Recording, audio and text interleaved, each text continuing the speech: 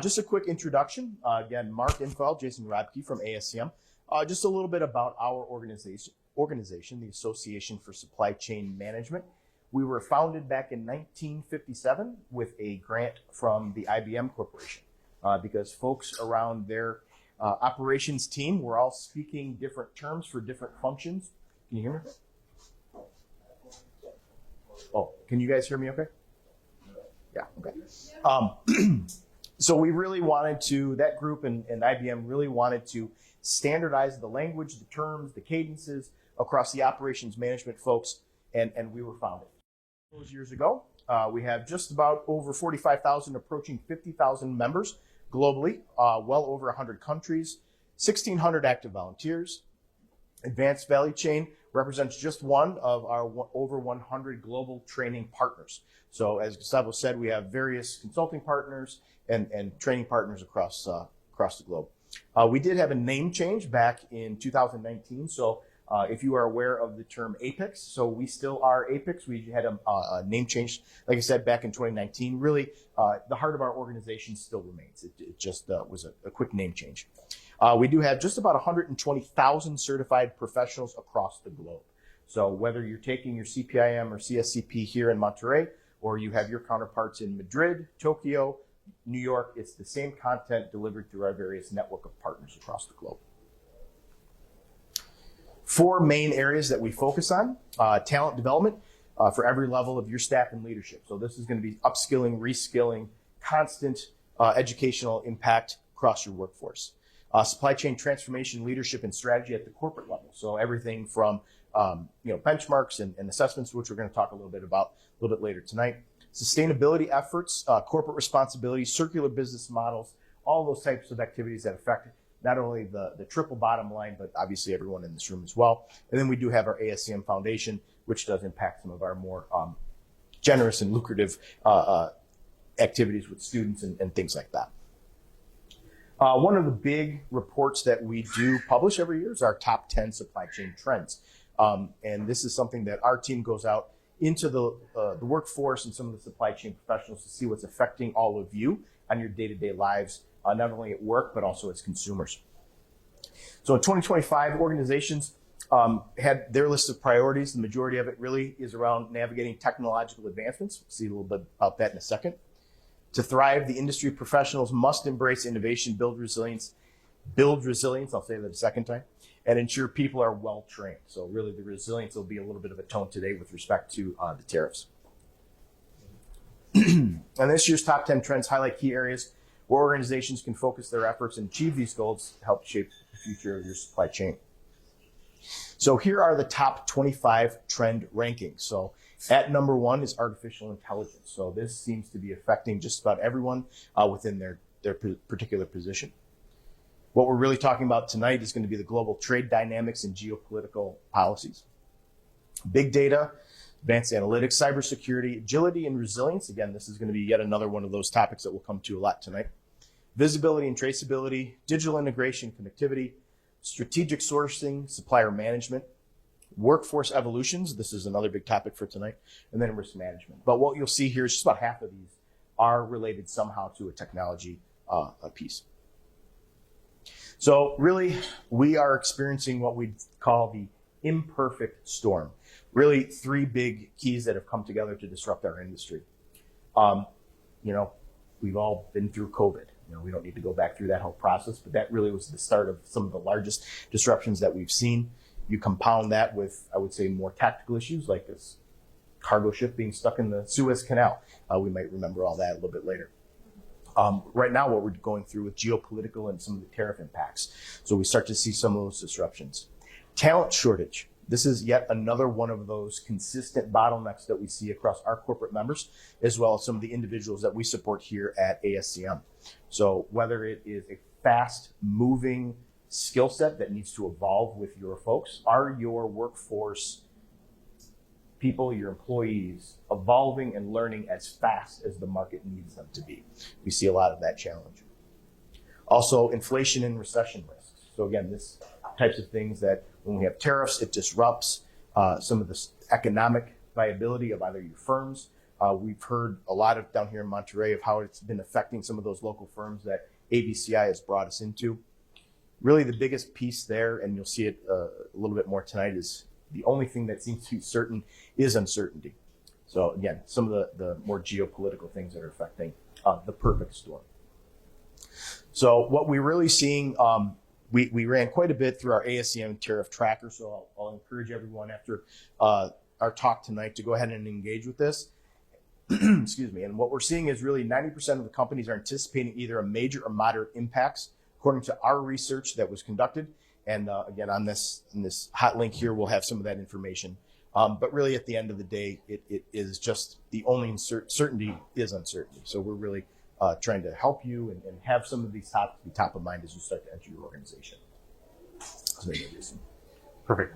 Thanks, Mark. So as Mark mentioned, earlier this year when the tariffs were put into place, we had a ton of companies that come to us and say, okay, what's going to be the impact of these tariffs on the industry? What's coming?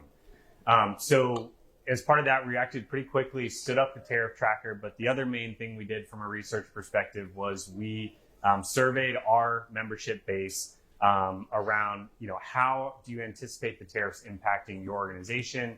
How do you foresee your organization responding to the tariffs? And what do you think the impacts are going to be on this, both micro and macroeconomics wise? We'll get into some of the key takeaways and key findings from that survey.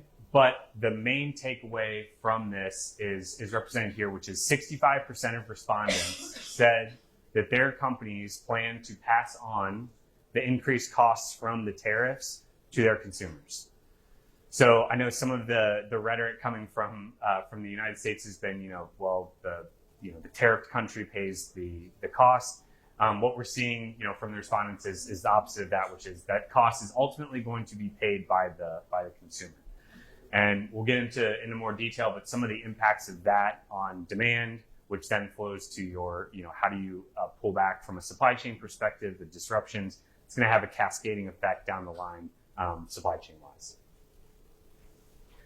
Some other key takeaways from the survey. So as you see, cost pass through and the price increases, companies are planning to pass these costs of the tariffs along to the end customer.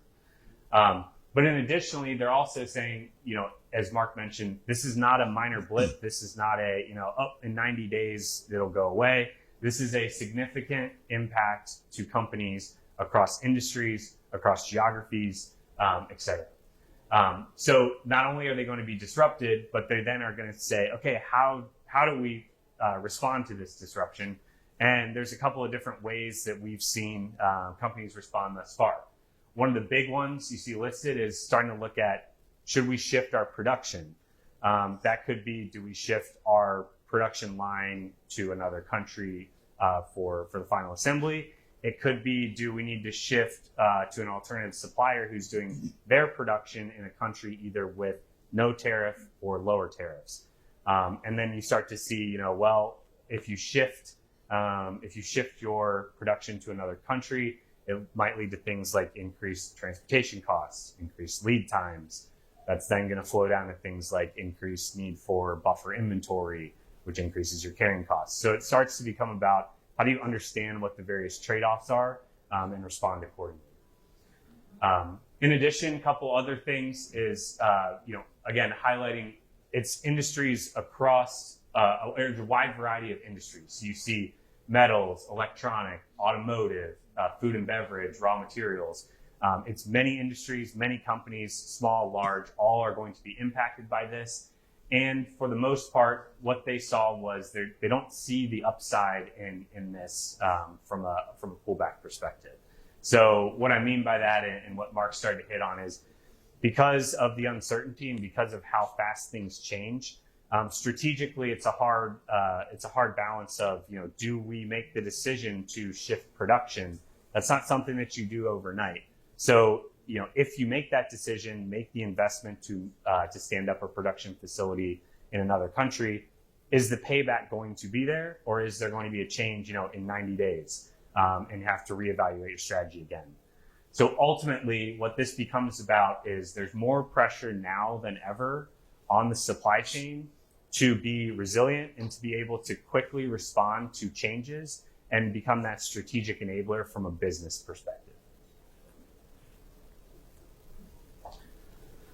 Okay, so let's get a little bit more specific into, okay, this is kind of at a macro level what we saw, anticipated impacts. Let's talk a little bit about what we see from a impact on Mexico and a little bit on Latin America as well. So really 5 key impacts from a tariff perspective. So number 1, supply chain disruption and uncertainty. Number 2, which goes within that as a response to that disruption, a need for either shifting production or finding alternative sources of supply. Cascading down then into ultimately increased costs to the end customer, which then has an impact economically on your overall demand, which then creates an economic strain on companies. And then to top it all off, from a peso perspective, we see the volatility of, in the last year, the peso going from a strong peso to a weak peso and now starting to move back to a strong peso. So again, very different responses to each of those dynamics. But again, putting the stress on how do you quickly understand, adapt, and respond to changes. So to dig in a little bit first from a disruption perspective. So as I mentioned, you see particular industries, automotive, electronic, agriculture, food and beverage. Ultimately, what this leads to is an increased cost to the end customer. Companies want to avoid that at all costs. So what that then leads to is starting to look at, okay, what are some of the ways that we can get around these tariffs? So we've mentioned some of the potential responses to it. It's, do we need to shift our suppliers to a different country that are lower tariff? Do we need to, ship product to a different distribution center where it's not going to be tariffed, but it might be farther away from the end customer? Do we need to carry more inventory because the lead times are going to increase for it? Do we need to increase our transportation costs or switch our modes of transportation, et cetera? What we see here on the right is a diagram that shows an example from an automotive perspective of how complex this gets very quickly.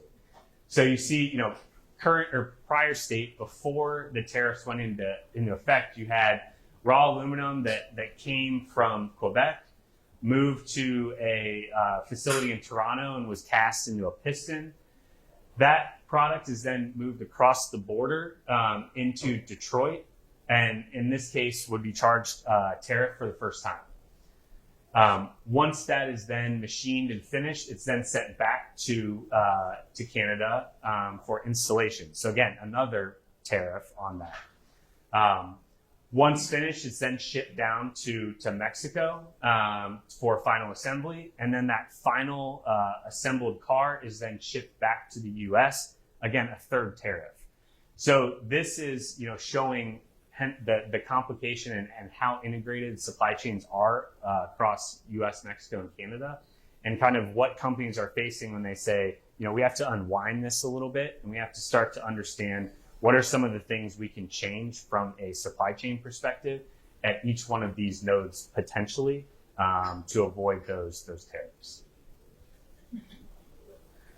So as I mentioned, one of the things that's considered is, okay, how do we start to look for alternative suppliers? So again, this is about, can we find a supplier that is in the same country as final assembly?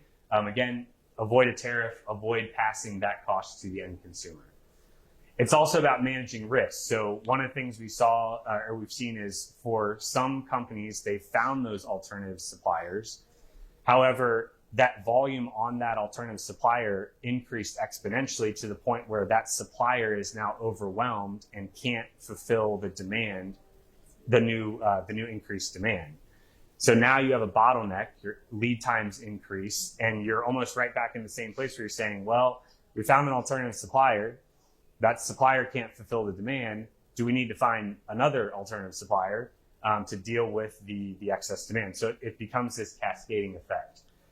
So you can reduce your costs, you manage your risk, but in addition, there's the need to improve that visibility to understand where are the bottlenecks, where are the delays, can you better respond to those delays before they happen versus reacting to them after they happen?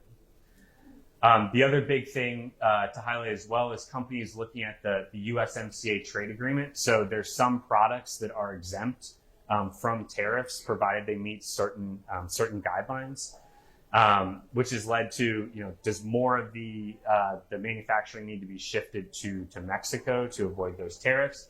But in the midst of all that, the rules might change because that is being renegotiated in 2025 for the renewal in 2026. So again, everything companies are doing is looking at, okay, we're trying to find the best solution for this point in time, but understanding that this likely is going to change in the future. So you've got the disruptions, you're dealing with, alternative suppliers, increased costs, increased lead times, new modes of transportation, et cetera. But at the end of the day, what this is going to lead to is increasing and passing that increased cost to your end consumers. And this is just an example of companies who have publicly announced that they will be increasing prices to the end customer because of those tariffs. So again, you see retail, you see automotive, you see food and beverage, you see electronics. Again, companies increase the costs to the end customer. What that leads to from the end customer is decrease in demand. You decrease your demand, and now companies are saying, okay, demand's decreasing. We have to pull back on our forecast because of that decreased demand. You pull back on the forecast, you pull back on your financials. That leads to increased pressure financially on, we need to be much more strategic in how and where we make investments because we are not, we have to be very cash conscious in this environment. So again, more examples of companies who are saying, hey, we're passing those costs along. Because of that, demand is decreasing. Back to that inflation recession point Mark started off the presentation with. And then from there, the budget strain becomes higher and higher, and it becomes more and more imperative that strategic investments have a rapid ROI to make sure that you're really getting the benefit from those investments. Last thing then in the midst of all this, as I talked about, you have the peso volatility. So this chart here is the peso to US dollar conversion rate over the last 12 months. So as I mentioned earlier, what you see is, a year ago, you had a stronger peso. It weakened as part of the China plus one, and then it's now becoming stronger again. The response to those two things are totally different. So when the peso is weak, what we see is it boosts Mexican company exports.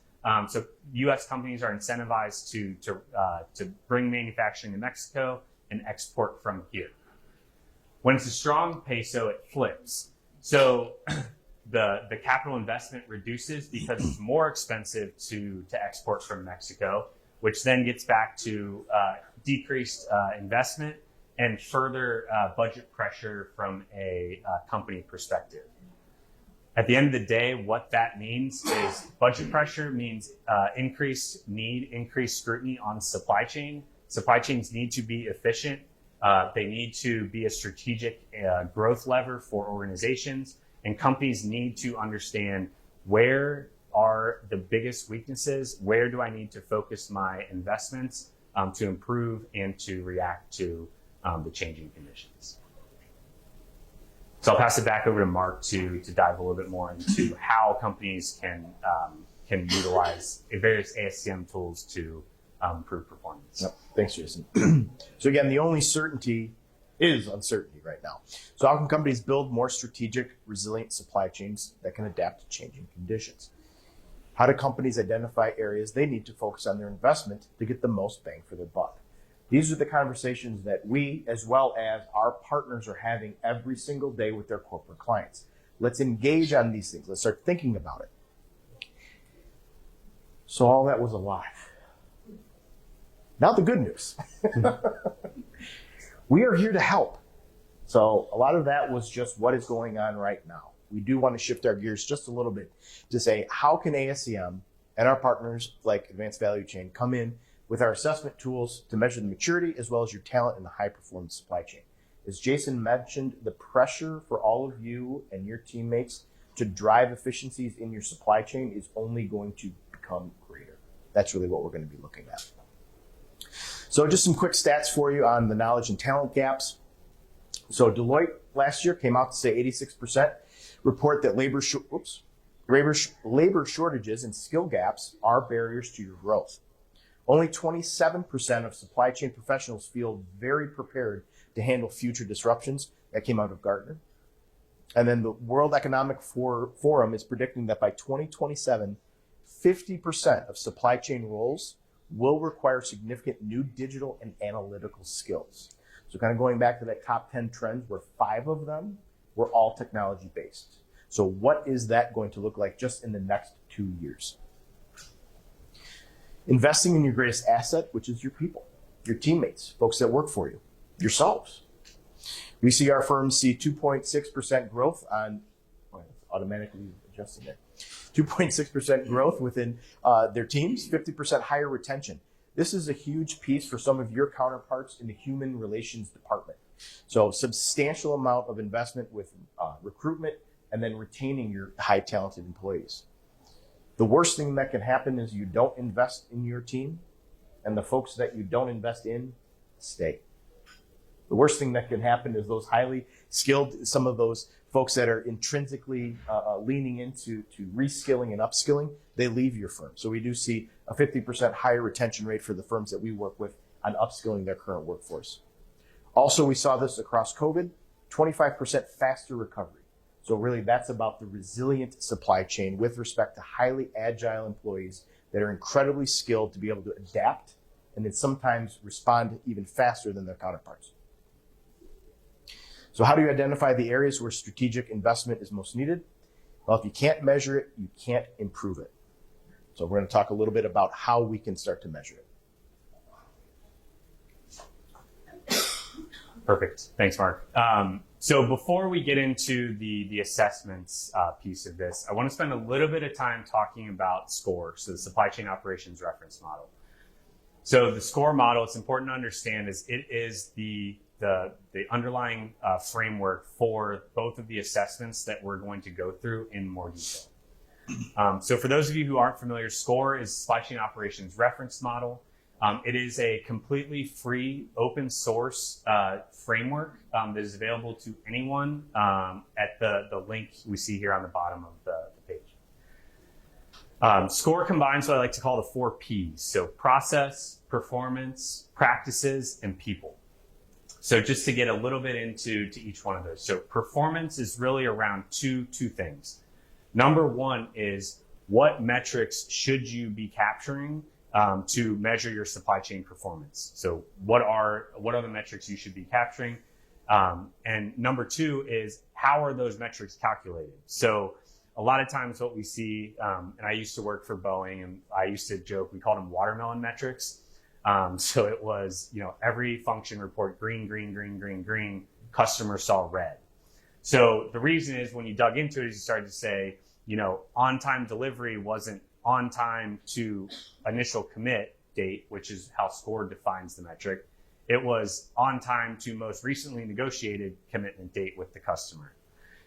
So what it does is it removes that room for argument and says, here is the metric, here is the definition, here is the calculation, and let's all standardize around that metric.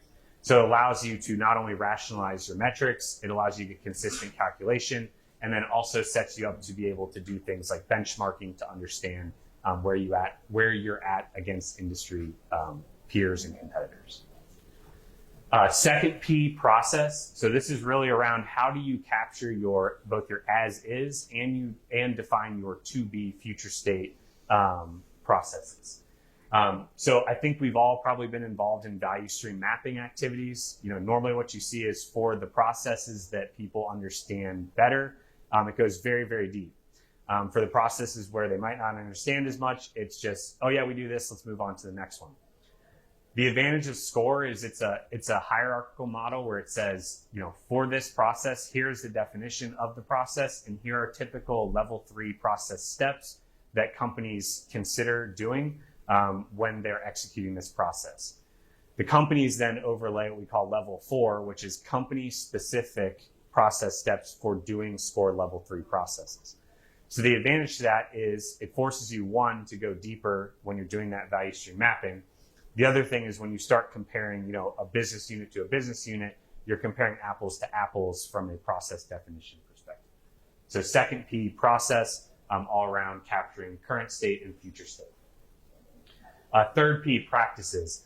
This is around what practices are out there in the industry that have been shown to improve performance in a particular area, either process or metric. So these could be things like different software solutions. It could also be different practices or processes that you would implement. But again, just industry recognized practices that can improve performance. And then the last P, people.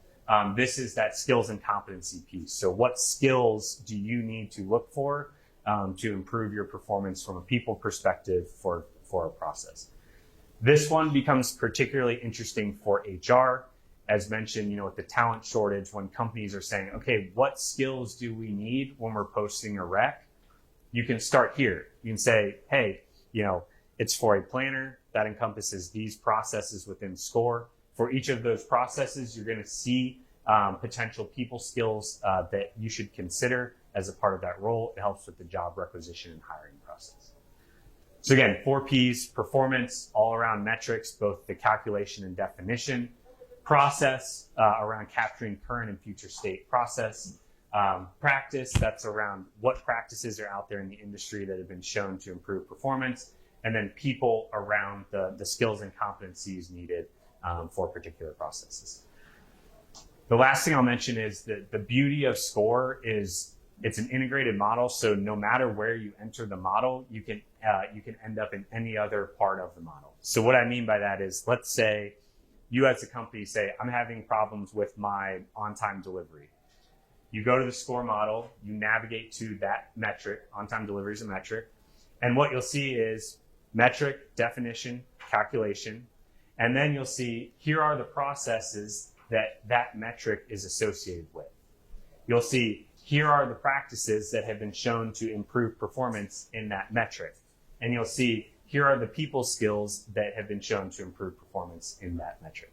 So you can quickly navigate between any or all of the Ps and really understand all the relationships no matter where you come into the model. And again, completely free. There's also a 3-hour free training for those interested, self-paced, all available through the link here, score.ascm.org. Okay, great. We have the SCORE model. Now, what do we do with it? So as Mark mentioned, the main question we get asked by companies is, how do we understand where we're at today? How do we understand where we need to improve the most? And so this comes in the form of 2 assessments that have been released in the last year. So the first one is our supply chain maturity assessment. The second one is our supply chain talent assessment. From a maturity assessment perspective, this is really focused more on the process side of things. The talent is focused more on the people, organizational talent side. Both are very similar in terms of the process and the structure of the output and how it works. But just to quickly run through, it is a self-assessment. It's a survey-based tool for both. The end client who's interested, a unique link gets created that gets distributed to the individuals that are identified by the company that you want to take this survey. Survey takes about 90 minutes to complete. And at the end of the day, what you're going to get back then is ASCM then creates an outbrief deck. And then together with Advanced Value Chain, we bring that back to you as the client to say, here are the results of your assessment. Here are the areas where you are weaker and stronger. So the advantage of this is it's a self-assessment. So, we've all probably seen consulting companies where it's a bit of a self-fulfilling assessment where they come in, they assess you, and your weak points happen to be where they have solutions. This is not that. This is you are assessing your capabilities in 27 areas. From a maturity levels perspective, it's going to be very similar to like a Gartner scale. You see everything from level 1, which is what I like to describe as it's Christmas every day. You react to things as they occur, versus level 5, which is a orchestrated supply chain. All the functions are integrated. There's communication, data flow. It's much more strategic and proactive. Talent assessment, again, going to be very, very, very similar to the maturity assessment. It's just more focused on the skills piece rather than the process capability piece. Very similar from a process perspective. Link is distributed. Client fills out that link, or identified individuals at client company fill out that link, and then a outbrief report is delivered back through advanced value chain through our partners. Similar scoring 1 to 5, 1 being little to no knowledge in that area, 5 being expert or expert in that area. You have that expertise. So as I mentioned, there's 27 focus areas, and those focus areas are consistent for both the maturity assessment and the talent assessment. So what we see here is these are those 27 focus areas. You see they're across plan, source, order, orchestrate. So across that end-to-end supply chain. So it's going to give you a very holistic view of where your gaps are in a supply chain. The other advantage here, and we'll see an example of this, is because the focus areas are the same for both assessments, if you do both, what you're able to see is you can see on a graph, you can see where you weak both from a talent perspective and a process maturity perspective. In other words, that lower left quadrant, these are where you likely need to make where you're going to get the biggest bang for your buck from an investment perspective. So just to take a look at what the output looks like for both of the assessments. So starting up here on the upper left-hand corner. So what you'll get first is an executive summary view for the 7 level 1 processes. Here is your maturity level in each of those 7 processes. So we can see in this example, you see fulfill is at a level 1, so less mature, versus transform being a level 3. In addition then, so as you saw on the last slide, each of those level 1 areas is made up of focus areas or level 2 areas. So not only are you going to get the score from a level 1 perspective, you're also going to see for each of those 27 focus areas, where are you from 1 to 5 in each of those? So you get the breakdown of the level 2 maturity scores as well, which then lower left-hand corner, you get this view on a page to say, okay, let's look at these 27 focus areas and see what's level 1 to level 5. Let's see that one-page view of where we sit across those areas. So again, gives you a quick snapshot to understand where are we weaker and where are we stronger. And then the last thing is for each of those areas, you then get a more detailed breakdown that says, for this focus area, here is your current maturity level. The definition means why you are a level, for example, a level 3. What does that mean? What capabilities do you have? What does that mean? And then the next level considerations say, if you want to move from a level 3 to a level 4, what are some of those additional capabilities that you should think about implementing to improve that maturity level? So again, what this isn't going to improve your supply chain. It's going to give you the areas that you need to look at and then prioritize and say, okay, based on this, we want to prioritize these areas. Here are some of the things we should consider, and then start to look at, is it training? Is it consulting? Is it a new technology, et cetera? Similarly, for the talent assessment, going to be very similar. So you get a breakout of here are the bottom 20 skill areas across those various functions. And then with that, for those bottom 20 areas, what you'll see is then, okay, for that skill, here's your score in that area. And then here are the ASCM products, whether it be a certification, a certificate, foundations, or another course, maybe a scored yes course, that you can think about to upskill your employees in that particular skill or that particular area. So again, very much aligned to identifying where are you the weakest, how do you prioritize where you want to make those investments, and what should you invest in capability or training wise to improve your performance in those identified areas. So as I mentioned, this is the chart that I was mentioning a little bit, or a couple slides prior, which is really around if you do both, you get the ability to see where are you weak in both areas. So as I mentioned, this bottom left-hand quadrant, this is where you're weak not only from a talent assessment perspective, but also a process perspective. So, if you think about it from an investment perspective, you'd say, these 6 areas, this is where we should start from an investment perspective, from a capability perspective, to become more resilient strategically and respond to the changing environment. So again, what this is about is, it's assessing, it's understanding where are you at as a company today, and what do you need to make investments in to improve. These assessments are free. There's no cost to them. What this really is about is we want to help companies better deal with the disruptions that we outlined from the tariffs. Jason. Go back just for a second, add a little bit of color commentary. So up here in the top right, as Jason mentioned, just for an example, supplier financial analytics. When these readouts happen in the boardroom, we get a lot of this. Oh that makes sense. We've got, yeah. This is where we have strategic disagreement. That's really where the magic happens.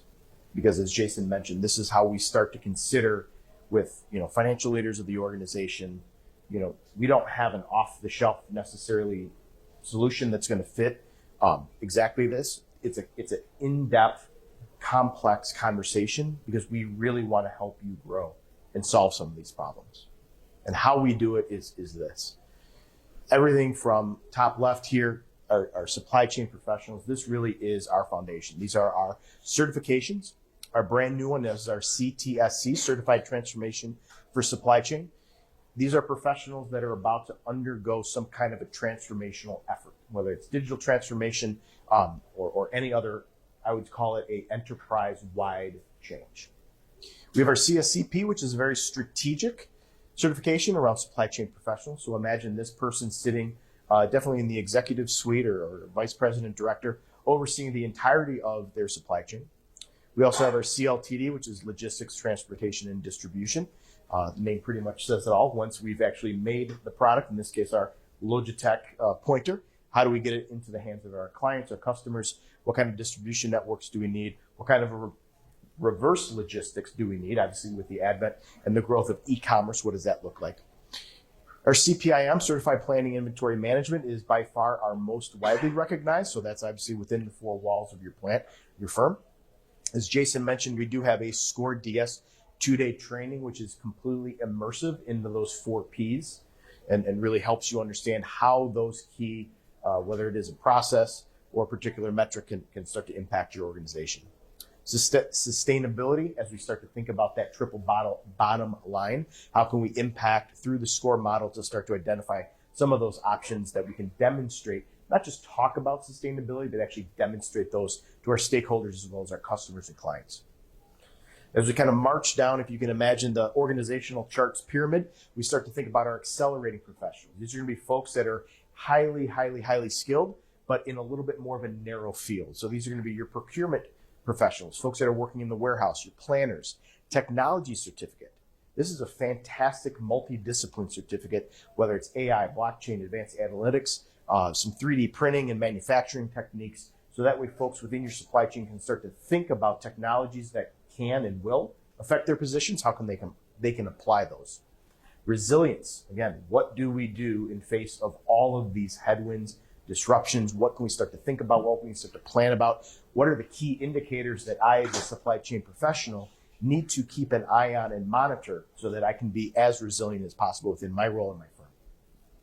And then a supplier relationship management certificate as well, which is our newest on the portfolio.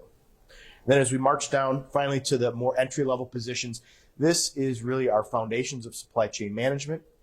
These are incredibly dynamic modules that yourselves as business leaders, as well as your human resources firms, can start to identify, like Jason said, job recs, key components, key learning outcomes, etc., that are going to drive those particular positions. So very dynamic. I'm not going to embarrass myself and try to read this to all of you, but the good news is in about 2 months, starting in July, we will be translating our supply chain planning certificate into both Spanish and to French. So this is our first footstep into translating our global content because we start to realize that as we move down that pyramid, not everyone may be bilingual. So we want to make sure that we're meeting the needs of your firms and your workforces by starting the project of translating our planning certificate. So we're very excited about that.